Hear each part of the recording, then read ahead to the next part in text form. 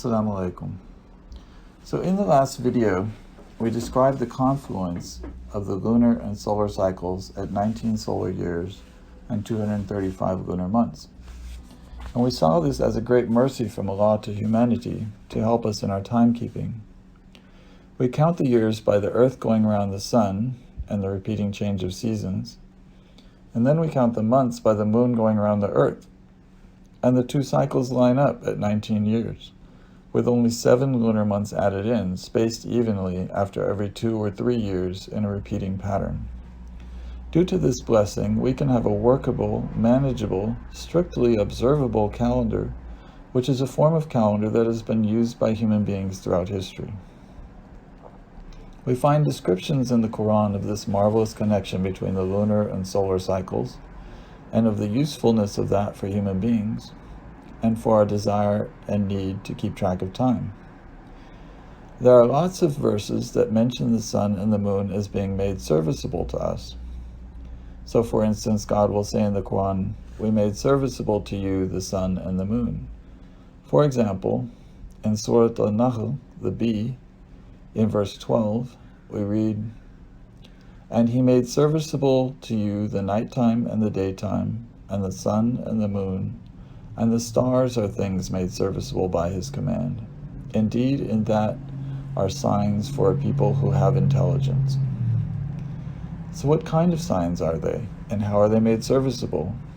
The sun, the moon, the nighttime, the daytime, and the stars. Verse 10:5 and verse 17:12 give answers.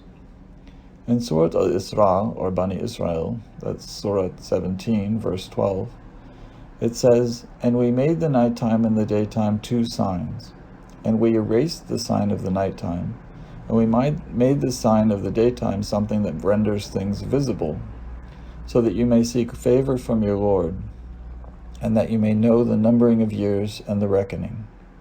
And we divided everything with distinctness, so that you may know the numbering of years." Now the numbering of years is how you count years, and what determines how you number years is the issue of when you start the year.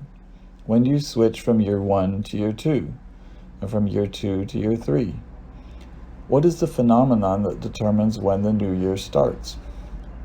What this verse in Surat Isra is telling us is that we use the sign of the nighttime and the sign of the daytime to determine these things.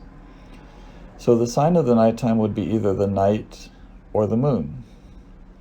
But when it says in the verse, "We erased the sign of the nighttime," the word erased indicates that it is not talking about the nighttime, because the nighttime is never erased. There's always a nighttime in every 24-hour period. But what does get erased is the moon. As the moon goes around the earth, it goes from full, and then it wanes until it's a half moon, then it gets smaller and smaller until it's a crescent, and finally it disappears. So there's the moon being erased. Every month it increases, then it decreases, and it gets erased. So that indicates that the sign of the night is the moon. And then the sign of the daytime, something that renders things visible, that's a fair description of the sun. The light of the sun lets us see things that we could not see just by the moon, so that we can go about our business seeking favor from our Lord.